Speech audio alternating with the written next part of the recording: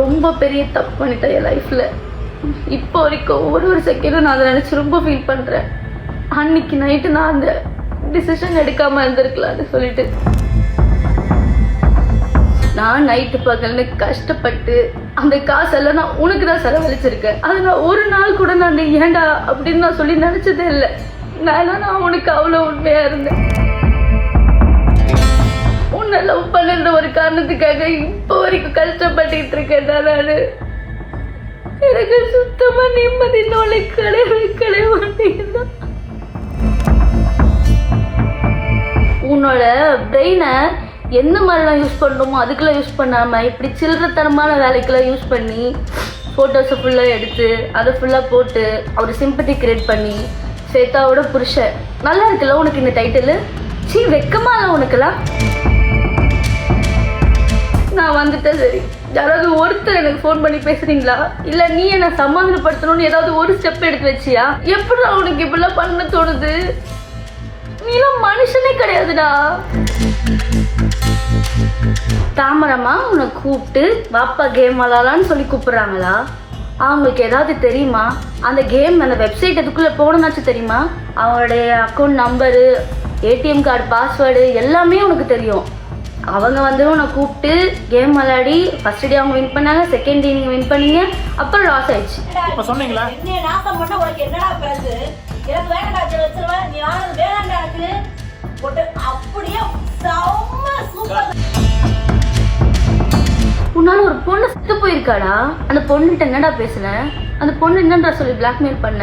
அந்த பொண்ணு suicide பண்ணியிருக்காடா video எடுத்து வச்சு. எனக்கு ஒரு பக்கம் கோபமா வருது, என்ன பண்றதுன்னு தெரியலடா. நீ பைத்தியக்காரன் ஆக்கிக்கிட்டு இருக்கடா. சைக்கோ மாதிரி பண்ற நீ. இப்படி டார்ச்சர் பண்ணாதடா. நான் எதனா பண்ணணும்னு எனக்கு பயமா இருக்குடா. உன்னை வந்துட்டு லவ் பண்ணதுக்கு, உனக்காக நான் இவ்வளோ விஷயம் பண்ணதுக்கு நீ எனக்கு ரிட்டர்ன் பண்ற பத்தியா ஒரு விஷயத்த? என்னால முடியல. இப்படி ஒரு கேவலமான ஜென்மம் என் லைஃப் பார்ட்னரா எனக்கு தேவையில்லை. அதுக்கு என்ன கெட்ட பேர் வந்தாலும் பரவாயில்ல, என்ன ஆனாலும் பரவாயில்ல. இது வரைக்கும் நீ பண்ணாதது ஒன்றும் புதுசாக பண்ண போகிறதில்ல. உங்கள்கிட்ட என்ன இருக்கோ, என்ன ப்ரூஃப் இருக்கோ, என்ன நீ பண்ண முடியுமோ பண்ண, சரியா? எல்லாத்துக்குமே நான் ரெடியாக இருக்கேன். எங்கேருந்து ஸ்டார்ட் பண்ணுறதுனே சுத்தமாக தெரியல. ஃபுல்லாக அவ்வளோ கோவம், அவ்வளோ வலிக்குது, பைத்தியம் பிடிச்ச மாதிரி இருக்கு.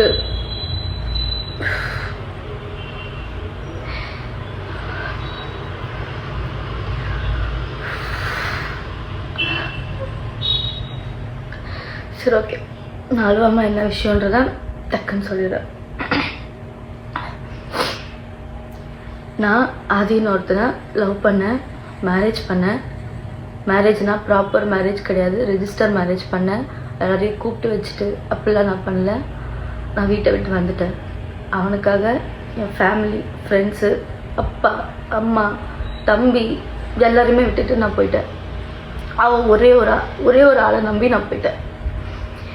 அது போகிறதுக்கு முன்னாடியே சார் வந்துட்டு நல்லா அது இதுன்னு பேசினார். பிஸ்னஸ் பண்ண போகிறேன், அதை பண்ண போகிறேன்னாரு. நான் அவனை ரொம்ப நம்பிட்டேன். ஐயோ லவ் பண்ணுற பையன், இனிமேல் இவன் மட்டும்தான் நம்ம லைஃப்பில் வேறு யாரும் வரக்கூடாது, இவன் தான் அப்படின்ட்டு இருந்தேன். அப்போது அவன் பேசுனதெல்லாம் நம்பி அவன் இது ஆயிடுச்சு, லாஸ் ஆயிடுச்சு அப்படின்னு அடிக்கடி சோகமாக உட்காருவான். நான் பைத்தியக்காரி மாதிரி நான் போட்டிருந்தது எல்லாத்தையும் எடுத்துகிட்டு போய் கொடுத்துட்டேன் அவனுக்கு. செயினு, கம்பல், நான் போட்டிருந்த ரிங்கு, காலேஜ் படிக்கும் போது எல்லாமே எடுத்துகிட்டு போய் கொடுத்துட்டேன். எல்லாம் எடுத்துகிட்டு போய் கொடுத்துட்டு சார் வந்துட்டு அப்போவே அந்த கேமிங் அது இதுன்னு சொல்லி போட்டிருக்காரு. எனக்கு அது தெரியாது. வீட்டில் ஒன்றா நான் ஒன்றுத்துக்கும் காணாமல் போனதுக்கு சாக்கு சொல்லிகிட்டே இருந்தேன். ஒரு கட்டத்தில் தெரிஞ்சு போச்சு. வீட்டில் தெரிஞ்சு அவனை கூப்பிட்டு திட்டி அடித்து நல்லா பயங்கர அடி வாங்கினான் அவனுக்காக. வீட்டில் அடித்து எல்லாம் பண்ணாங்க. பார்த்தா எடுத்துகிட்டு போய் எல்லாத்தையும் விற்றுட்ருக்கேன் அப்படின்னு சொல்கிறான் என்கிட்டயே. நீ மற்றவங்கிட்ட போய் சொல்லு நடிடா, நான் உன்னை நம்பி தான் நான் கொடுத்தேன், எனக்கே தெரியாமல் அது எப்படி பண்ணேன்னு சொல்லி கேட்டு அது ஒரு பெரிய பிரச்சனை போச்சு. நான் அப்போ காலேஜ் ஃபஸ்ட் இயர் படிச்சுட்டு இருந்தேன். வீட்டில் தெரிஞ்சு போய் இப்படி உன்கிட்டயே நகை வாங்கிட்டு இப்படிலாம் பண்ணிகிட்ருக்கேன், அந்த பையன் கரெக்டான பையன் கிடையாதுன்னா அவ்வளோ சொன்னாங்க, அவ்வளோ அடித்தாங்க, திட்டினாங்க. கேட்கல, யார் பேசுமே கேட்கல. நாங்கள் இல்லை அவனா அப்படின்ட்டு இருந்தேன். அப்புறம் நம்மளை வந்து பிரிச்சுருவாங்க, நம்ம ஒரு சைன் போட்டுட்டா நம்மளை யாருமே வந்து பிரிக்க முடியாது அப்படின்னு சொன்னால் எனக்கு அப்போ 21 தான் ஏஜ். அப்போது நான் ரொம்ப பெரிய தப்பு பண்ணிட்டேன் என் லைஃப்பில். இப்போ வரைக்கும் ஒரு செகண்டும் நான் அதை நினச்சி ரொம்ப ஃபீல் பண்ணுறேன். அன்னைக்கு நைட்டு நான் அந்த டிசிஷன் எடுக்காமல் இருந்திருக்கலான்னு சொல்லிட்டு போயிட்டேன். நான் போனால் அவங்க வீட்லேயுமே வந்து சேர்த்துக்கல. ஃபுல்லாக அவனோட அங்கே இங்கேன்னு கோவில் சாப்பிடாம தூங்காமல் ட்ரெஸ் மாற்றாமல் ஃபுல்லாக சுற்றிட்டு நான் அந்த ட்ரெஸ்ஸோடவே நான் இருந்திருக்கேன். அப்புறம் அவங்க வீட்டில் ஒரு கட்டத்தில் வந்துட்டு சரி ஓகே அப்படின்னு சொல்லிட்டாங்க. போயிட்டு என்னால் அங்கே இருக்க முடியல. ஏன்னா இவன் வேலைக்கு போகல, நான் அவங்க வீட்டில் இருக்கேன். அவங்க வீட்டில் இருக்கவங்க அவங்க வேலைக்கு போயிட்டு வந்துட்டு எங்களுக்கு சாப்பாடு போட்டுட்ருக்காங்க. எனக்கு அது பிடிக்கல. நம்ம போகலாம், நம்மளை பார்த்துக்கலான்னு சொல்லிட்டு நான் கூட்டிகிட்டு வந்துட்டேன் சென்னைக்கு. வா நம்ம போகலாம், நம்ம வேலை பார்த்துக்கலாம் அப்படின்லாம் சொல்லிட்டு.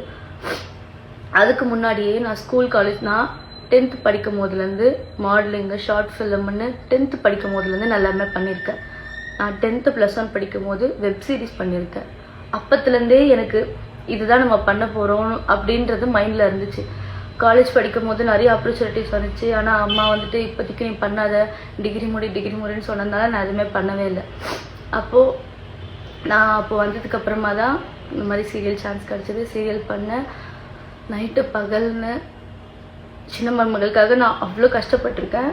நான் என்னோடய எஃபர்ட் ஃபுல்லாக போட்டு நான் வந்துட்டு அதில் ஏதோ அது எனக்கு தெரியாததெல்லாம் தெரிஞ்சுக்கிட்டு நடிக்க தெரியல அது இதுன்னு வந்துச்சு. கான்ட்ரவர்சி எல்லாத்தையும் தாண்டி இப்போது ஏதோ சின்ன மருமகள்ன்ற ஒரு நல்ல சீரியலில் நான் இருக்கேன்.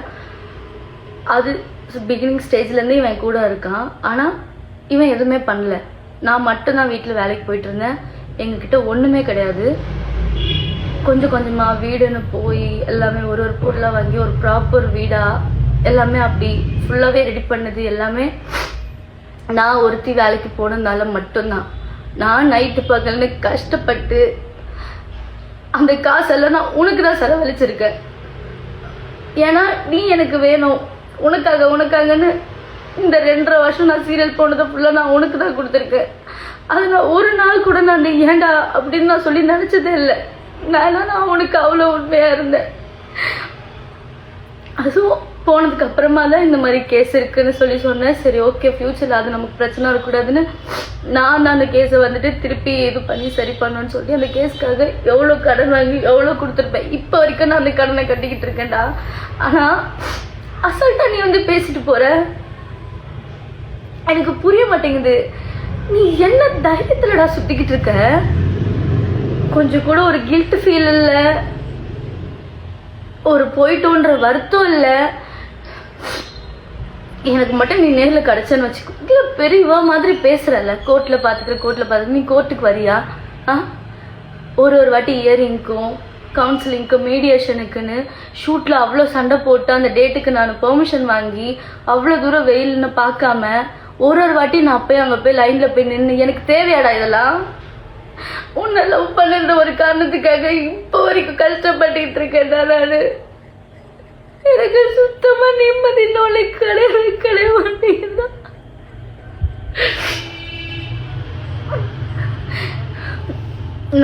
நான் வந்துட்டு குழந்தை சாக்லேட் கொடுத்து என்னை சமாதானப்படுத்துறீங்க வீடியோ போட்டு. என் பெர்மிஷன் இல்லாமல் எப்படா நீ போடுவேன்?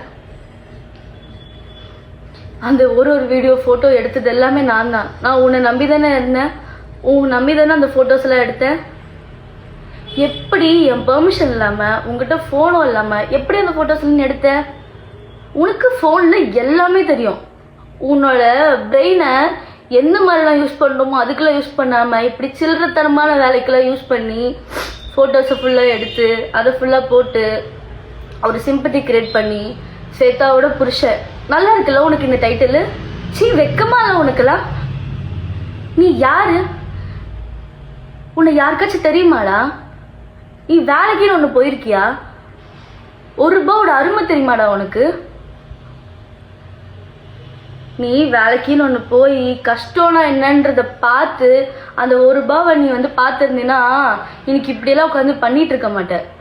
எவ்வளோ பேரடா ஏமாத்திட்டு இருக்க. அதாவது என்னன்னா, நீ இவ்வளோ பேர் ஏமாத்துன, எனக்கு அது தெரிஞ்சிச்சு, நான் அதுலேருந்து வெளியே வந்துட்டேன், டிவோர்ஸ் கேஸ் கொடுக்குற எல்லாம் ஓகேடா.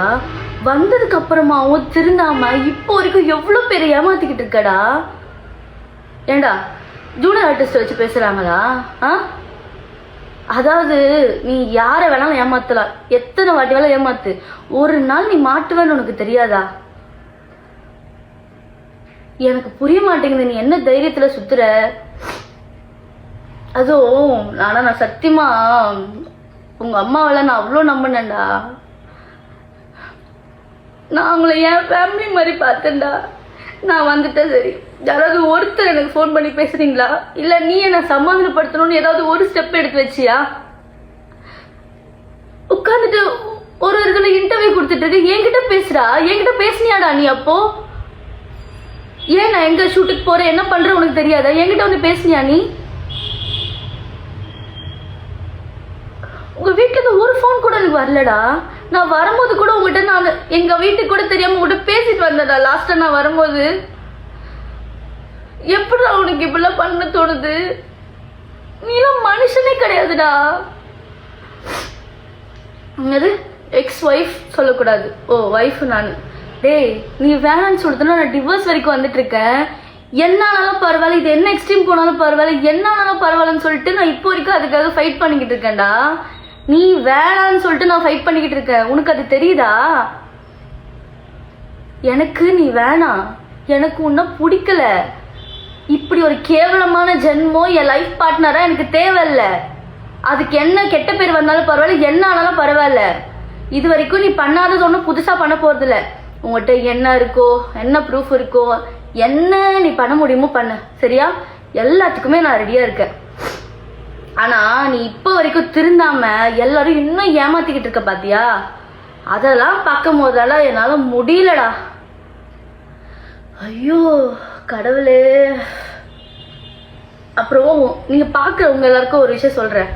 சார் இன்டர்வியூல ஒரு இன்டர்வியூல ஒரு கதை ஒன்று சொல்லிக்கிட்டு இருக்காரு. அந்த கதையில எது உண்மை எது போயின்னு நான் சொல்றேன். தாமரமா உன்னை கூப்பிட்டு வாப்பா கேம் விளாடலான்னு சொல்லி கூப்பிடுறாங்களா? அவங்களுக்கு ஏதாவது தெரியுமா? ஃபோன்ல இன்ஸ்டாகிராம்ல ஏதாவது தெரியுமா? அந்த கேம் அந்த வெப்சைட் எதுக்குள்ள போகணும்னாச்சும் தெரியுமா? ஆனா நீ அதுல கரைச்சு குடிச்ச வேண்டா. உனக்கு எல்லாமே தெரியும்.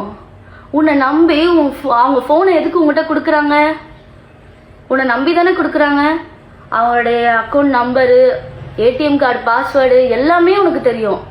அவங்க இன்ஸ்டாகிராம் ஐடி, அதுக்குள்ள ஒரு இதுக்கு என்னென்ன பாஸ்வேர்டு வச்சிருக்காங்க எல்லாமே தெரியும். எல்லாத்தையும் ஈஸியாக மாற்றிடுவேன். நீ தான் ஒரு 5 நிமிஷம் ஃபோனை வாங்கிட்டு எல்லாத்தையும் முடிச்சு விட்டுருவியே. அவங்க உன்னை கூப்பிட்டு கேம் விளையாடி ஃபர்ஸ்ட் டே அவங்க வின் பண்ணாங்க, செகண்ட் டே நீங்கள் வின் பண்ணீங்க, அப்புறம் லாஸ் ஆயிடுச்சு. என்னடா கதை சொல்ற? யாரும் நல்ல கதை எழுதிட்டு வாடா. ஏண்டா நீ ஒருத்தர் சொல்லாம அவங்களுக்கு தெரியாதுடா எதுவுமே. எனக்கு தெரியும். நான் அவங்ககிட்ட சொல்லியிருக்கேன். இந்த விஷயம் உனக்கு கூட தெரியாது. நான் அவங்ககிட்ட சொல்லியிருக்கேன், முன்னாடியே சொல்லியிருக்கேன். இவன் முன்னாடி அந்த மாதிரி கேம் விளையாடிட்டு இருந்திருக்காமா, அது எனக்கு ஒரு வாட்டி தெரிஞ்சு நான் சண்டை போட்டு அன்னிலேருந்து அதுக்குள்ளே போகவே கூடாதுன்னு சொல்லி நான் சொல்லியிருக்கேம்மா அப்படின்னு நான் அதை பற்றி சொல்லியிருக்கேன். கோவா போனப்போ அந்த விஷயத்த உண்மை போலாமா பாப்பான்னு கேட்டதுக்கு நான் அவங்கள ஸ்டாப் பண்ணேன். அப்படி இருக்கவங்க வாப்பா வாப்பான்னு சொல்லி உன்னை கூப்பிட்டு போய் வாப்பா வாப்பான்னு கேம் விளையாடினாங்களா? ஆதி போதும் ஆதி, ஸ்டாப் பண்றா. எவ்வளோடா பண்ணிக்கிட்டே இருப்ப நீ? ஒருத்தரோட பாவம் வாங்கிட்டே இருக்கடா, இன்க்ரீஸ் ஆயிட்டே இருக்குடா. இவ்வளவு பேரோட பாவம் இருந்தா நீலாம் வாழவே முடியாதுடா. நீ எவ்வளவு நீ இதுல வர நல்லது பண்ணி அந்த பாவத்தால கழிச்சுக்கிறியா அப்படின்னு வர சொல்றியாமே. இப்படி பண்ணா நீ இப்படி பண்றதே இப்படி பண்ணா சரியாயிடுமாடா? நீ அதுக்கு திருந்தணும்டா நீ ஆனா திருந்தாத ஜென்மமா இருக்கியே. எப்படி நாங்கெல்லாம் உன்னை வச்சு ஃபேமஸ் ஆகிட்டு இருக்கோம். ஏண்டா இத்தனை வருஷம் அவங்க பார்க்காதது, இத்தனை வருஷம் அவங்க ஃபேமஸ் ஆகாதது உன்னை வச்சு பேசி ஆளாளுக்கு வியூஸ் ஏற்றிக்கிறாங்க, ஃபேமஸ் ஆகிக்கிறாங்களா? சரி, நீ ஒருத்த வரல, அவங்க என்ன பண்ணியிருப்பாங்க? நீ சோஷியல் மீடியாவில் நீ ஒருத்த வரல, ஸ்வேதா புருஷன்னு சொல்லிட்டு எங்கேயும் போய் நீ சொல்லாமல் இருந்தா அவங்க என்ன பண்ணியிருப்பாங்க? நீ ஒரு ஆளுன்னு உன்னை வச்சு எல்லாரும் சம்பாரிச்சிட்டு இருக்காங்களாடா? அது சிரிப்பு வராமல் காமெடி பண்ண, ஓகேவா? பயங்கரமாக சிரிப்பு வருது, எல்லாருமே சிரிச்சுக்கிட்டு இருக்காங்க. நீ இனிமே சொல்கிறதா இருந்தால் நல்ல ஸ்டோரி இன்னும் கொஞ்சம் க்ரியேட்டிவாக யோசிச்சு அப்படி சொல்லுங்க, சரியா? அப்புறம் நிறைய சொல்லணும்னு வந்தேன்டா,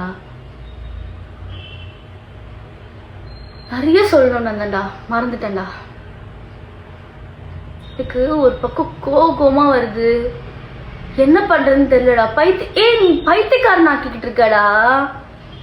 ஆனா நீ ஊர்ல இருக்கவங்க எல்லாம் ஏமாத்தல, அவங்க எல்லாம் ஃபேக்கு, மொத்த உலகமே உன்னை வந்துட்டு உன் மேல வந்துட்டு பொய்யான ஒரு விஷயம் சொல்லுது.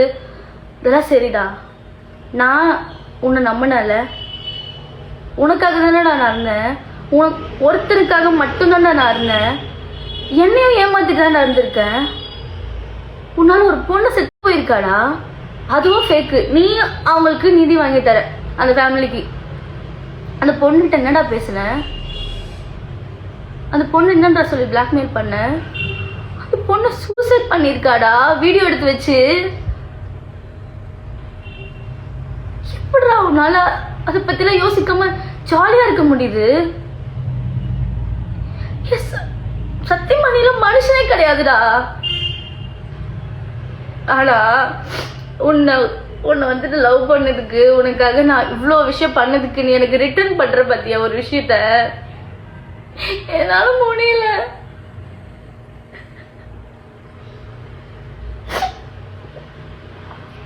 என்னால நிம்மதியா வேலை பார்க்க முடியல. எங்க போனாலும் நிம்மதியா இருக்க முடியலடா. என்ன ஃபாலோ பண்றியா, போனை ஹேக் பண்றியா, யாருக்கும் என் கான்டாக்ட்ல இருக்கவங்களாம் மெசேஜ் அனுப்புறியா? அப்படி என்னடா நீ இவ்வளோ பண்ணிட்டு நான் உன் கூட இருப்பேன்னு எப்படா நீ நம்புற?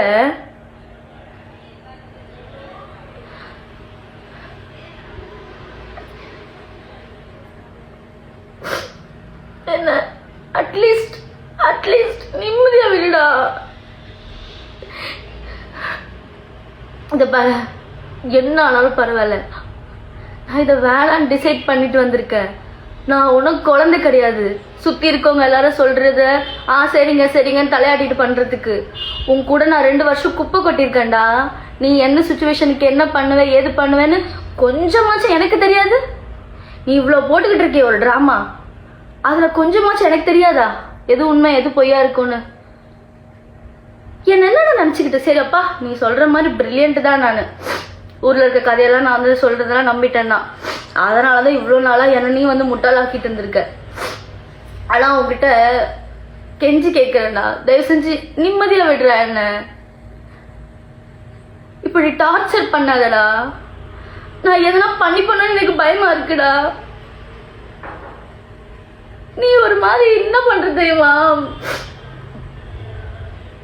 சைக்கோ மாதிரி பண்ற. நீ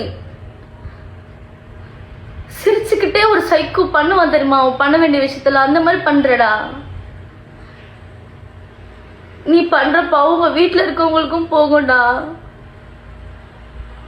ஆனா எல்லாரும் சொல்றாங்க, எல்லாருமே சேர்ந்து ஃபேமிலியோட தான் பண்றீங்க எல்லாம் சொல்றாங்க, நானும் பாக்குறேன். ஆனா அவங்களாம் பாவம்டா, அவங்க வீட்டுல இருக்கவங்களும். ஆனா இப்படி உங்க அம்மா தாண்டா உனக்கு எடுத்து வச்சிருக்கா. உங்க அம்மா தாண்டா இப்படி ஒருத்த காலேஜ் படிக்கும் போதோ ஸ்கூல் படிக்கும் போதே ஃப்ராடு தனம் பண்றா, இவ்வளவு ஏமாத்திட்டு சுத்திட்டு இருக்கான்னு தெரிஞ்சிருந்ததுன்னா அப்பவே உனக்கு ஏதாவது பண்ணிருக்கணும்டா. உன்னை இவ்வளவு நாள் வந்து சப்போர்ட் பண்ணிட்டு நீ பண்ற தப்புக்கெல்லாம் கூடவே வந்துட்டு இருக்காங்க பாரு.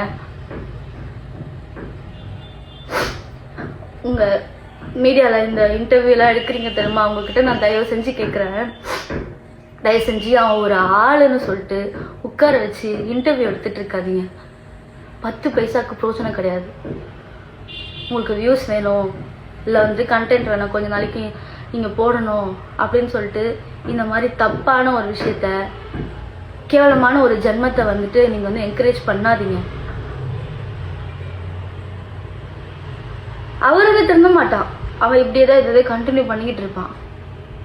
ஆனால் நீ பண்ணுற எல்லாம், நீ யாரை ஏமாற்றலாம், போலீஸ் ஸ்டேஷனில் இருக்கவங்களை ஏமாற்றலாம், கோர்ட்டை ஏமாற்றலாம். கோர்ட்டு வந்துட்டு லா அண்ட் ஆர்டர் தான் நீ சார் மதிப்பீங்கல்ல? எப்படி சார் நீங்கள் லா அண்ட் ஆர்டர்லாம் மதிப்பீங்க? ஃபஸ்ட்டு நீங்கள் கோர்ட்டுக்குன்னு ஒன்று போகணும். உங்கள் கேஸ்க்காக இருந்தாலும் சரி, இல்லை உங்கள் ஒய்ஃபோட கேஸ்க்காக இருந்தாலும் சரி, நீங்கள் கோர்ட்டுக்கு போய் அட்டன் பண்ணணும். ஏதோ ஒரு ஊரில் போய் மறைஞ்சு போய் உட்காந்துக்கிட்டு நம்பரை மாற்றிட்டு ஒய்ஃபைல உட்காந்து பேசிகிட்டு இருக்கக்கூடாது, சரியா? ஃபஸ்ட்டு நீங்கள் எல்லாத்தையும் ஃபேஸ் பண்ணுறதுக்கு ரெடியாக இருந்தீங்கன்னா ஃபேஸ் பண்ணணும். உட்காந்து இந்த மாதிரி இன்டர்வியூவில் உட்காந்து ஃபேஸ் பண்ணிட்டு இருக்கக்கூடாது, நேரில் வந்து ஃபேஸ் பண்ணணும், புரியுதா? சி, எனக்கு அசிங்கமாக இருக்குடா. உன்னதான் இவ்வளோ நல்லா நான் லவ் பண்ணிட்டு இருந்தேன் நான் நினைக்கும் போது.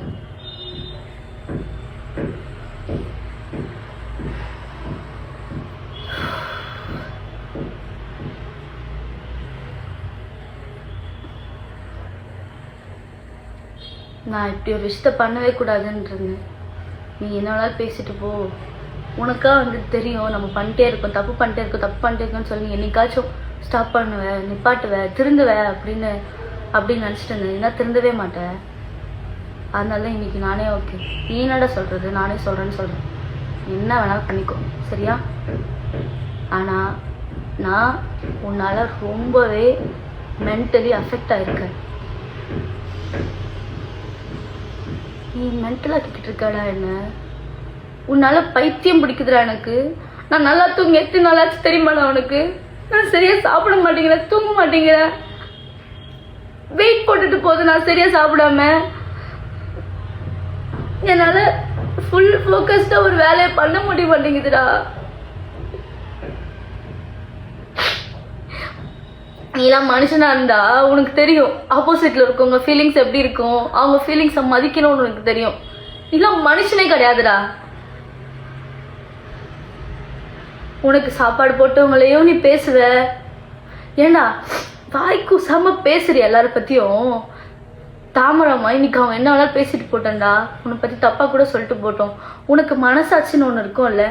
அவங்க எத்தனை நாள் நமக்கு யாருமே இல்லாதப்போ அவங்க கூட நின்று இருக்காங்க, நமக்கு சாப்பாடு போட்டிருக்காங்க. அதெல்லாம் உனக்கு அவங்கள பத்தி பேசும்போது வாயில வரும்போது ஒரு வாட்டி கூட உனக்கு தோணாதாடா? எப்படி நமக்கு ஒரு விஷயத்த பண்ணவங்க அவங்க நமக்கு என்ன வேணாலும் கெடுதல் பண்ணிட்டு போட்டோம், திருப்பி அவங்கள வந்துட்டு பேசுறதுக்கெல்லாம் வாய் கூசல உனக்குலாம். இப்போ நான் இதை பேசினா வந்து அவங்க சப்போர்ட் பண்ணி பேசுனாங்கன்னு சொல்லுவேன். என்ன வேணாலும் சொல்லிக்கோடா. உன்னால நிறைய ஒரு நல்ல ஒரு ஹார்ட்டை, நல்ல ஒரு சோலை, நல்ல ஒரு மனுஷங்களை உன்னால நான் இழந்துட்டேன்டா. ஆனால் நீ பண்ணுறதுக்கெலாம் உனக்கு ரிட்டர்ன் நல்லா வரப்போதாது. நீ நினச்சிட்டு இருக்கியா நீ ஊரில் இருக்கவங்களுக்குலாம் ஜஸ்டிஸ் வாங்கி தர? அப்புறம் எங்கே அது வேலை பார்க்குற அசிஸ்டன்ட் டைரக்டர்? எந்த படத்தில் இருந்து சீரியல் அசிஸ்டன்ட் டைரக்டர் உன்னை வேலைக்கு வச்சுருக்காங்க? ஏன்டா இப்படி பொய்க்கு மேலே பொய் சொல்லிட்டு இருக்க? போதும்டா, நிப்பாட்டுடா, நிம்மதியா இருக்க விடுறா. நீ நிம்மதியா உன் வேலையை பாருடா. உன் வேலையை பார்க்கறத விட மற்ற எல்லாமே பண்ணுவ நீ. ஆனா என்ன இந்த மாதிரி ஆக்கிட்டல, பைத்தியம் முடிச்ச மாதிரி ஆக்கி வச்சிட்டல என்ன? உன்னால பைத்தியம் முடிச்ச மாதிரி இருக்கேன் நான். என்னால் ஒழுங்காக வேலை பார்க்க முடியல, நான் குண்டாயிட்டேன்னு வேற எல்லாரும் சொல்கிறீங்க தெரியுமா? நான் ப்ராப்பராக சாப்பிட்டு தூங்கி ரொம்ப நாள் ஆச்சு. டேப்லெட்ஸ் எடுத்துட்டு இருக்க, தூக்கம் வரலண்ணா. ஆனால் நான் உன்னை லவ் பண்ணதுக்குலாம் நீ ரிட்டர்ன் எனக்கு இப்படி நல்ல ஒரு கிஃப்டாக எனக்கு கொடுத்துட்ருக்கடா. எப்படிடா உனக்குலாம் மனசு வருது?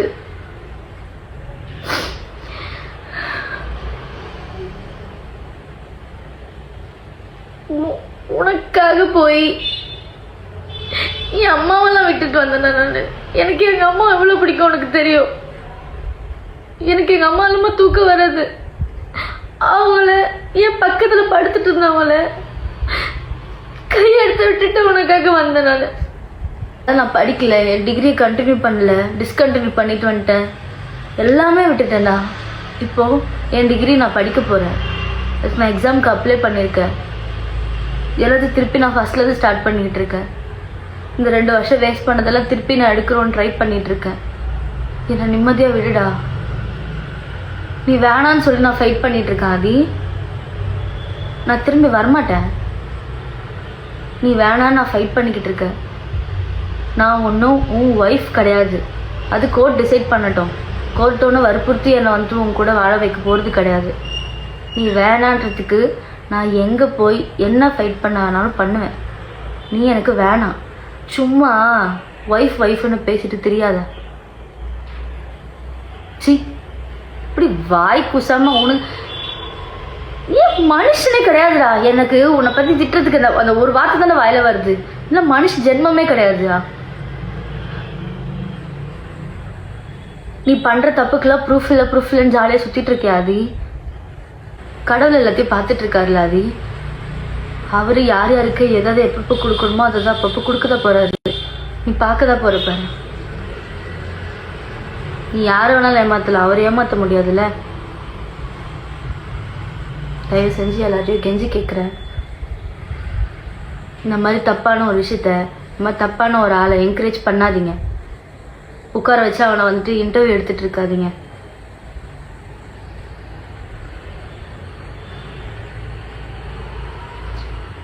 எனக்கு நான் உன்னால் மென்டல் மாதிரி ஆகிட்டு இருக்கேன். என்னால் நீ பண்ணுற டார்ச்சரில் நான் ஏதாவது பண்ணிக்க போகிறேன்டா. உனக்கு புரியுதா? எங்கள் வீட்டில் பயப்படுறாங்க நான் ஏதாவது பண்ணணும்னு.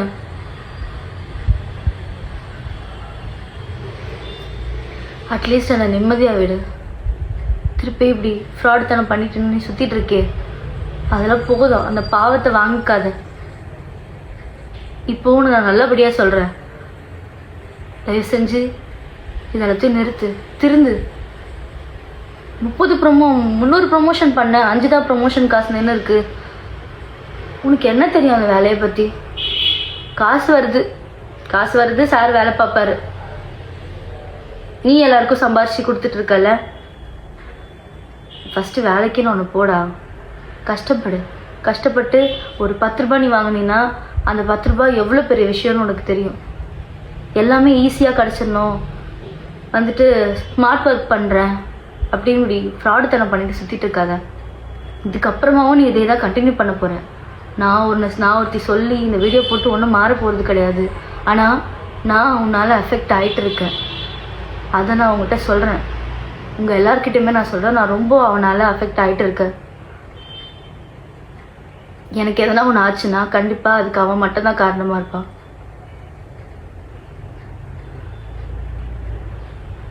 நிம்மதியாக விட்டுடா எல்லாரையும்.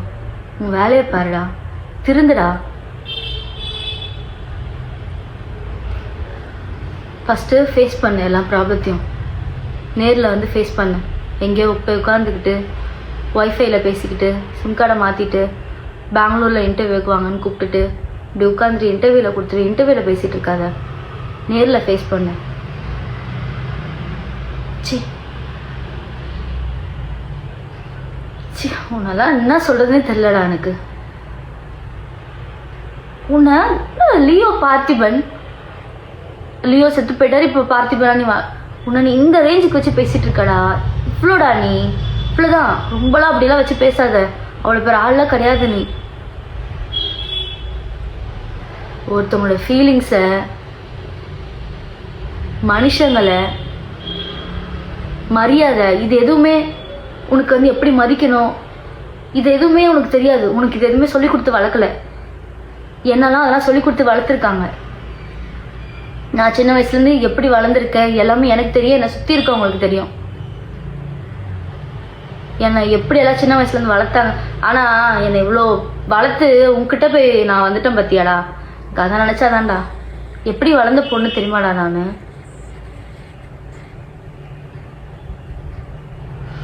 உன் கூட வந்து என் லைஃபே நான் ஸ்பாயில் பண்ணிட்டேன்டா. ஆனால் நல்ல வேளை நான் இப்போவாச்சும் அந்த டெசிஷன் எடுத்து இது தப்புன்னு தெரிஞ்சு நான் வெளியே வந்திருக்கேன். அது வரைக்கும் நான் சந்தோஷப்படுறேன். நான் ரொம்பவே சந்தோஷப்படுறேன். நீங்கள் நிறைய பேர் எனக்கு டிஎம் அனுப்பிச்சிட்ருக்கீங்க எனக்காக ஃபீல் பண்ணி. நான் அதெல்லாம் பார்க்காம இல்லை, நான் எல்லாத்தையுமே பார்த்துட்டு இருக்கேன். மெசேஜெல்லாம் நான் பார்த்துட்ருக்கேன். நான் இப்படி ஒரு டெசிஷன் எடுத்ததுக்கு நான் ரொம்பவே பெருமைப்படுறேன்.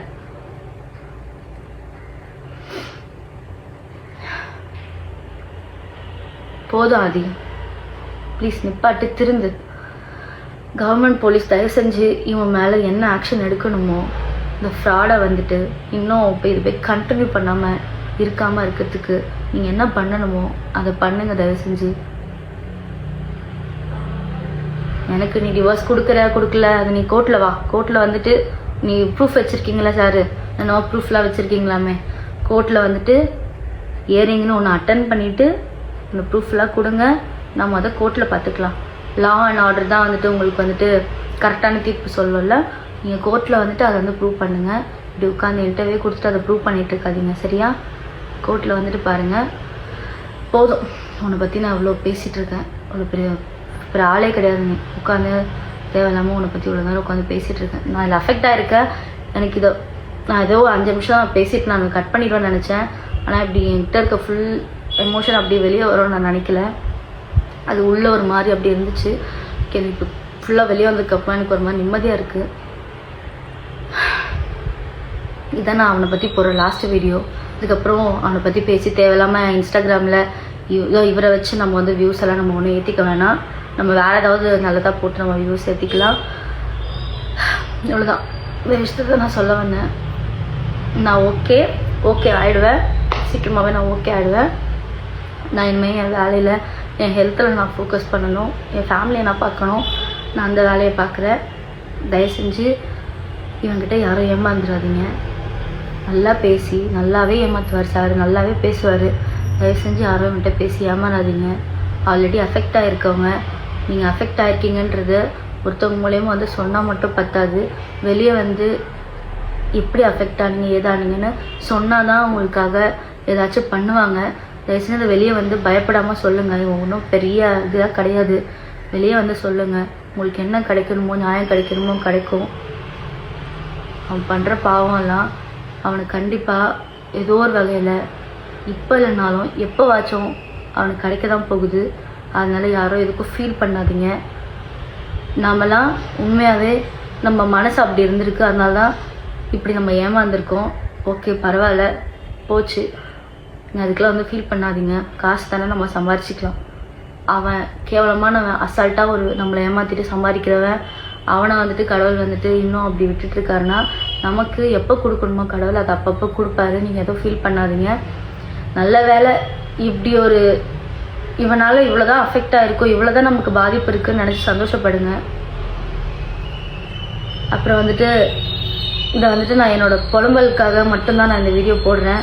இதை வந்துட்டு பார்த்து தயவு செஞ்சு யார் யார் என்னென்ன பண்ணணுமோ அதெல்லாம் பண்ணுங்கள். ஓகே, நான் ஓகே ஆகிடுவேன் நினைக்கிறேன். ஓகே ஆகிடுவேன். ஓகே பாய்.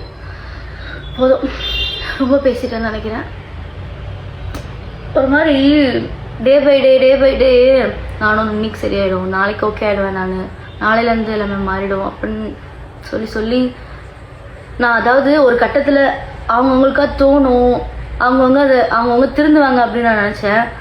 இது பெர்மனெண்ட்டாக இந்த ஜென்மலாம் இப்படி தான் இருக்கும்னு தெரிஞ்சதுக்கப்புறமா என்னால் பொறுக்க முடியல. அதனால தான் இந்த வீடியோவை நான் வந்து எடுக்கிறேன். Okay bye.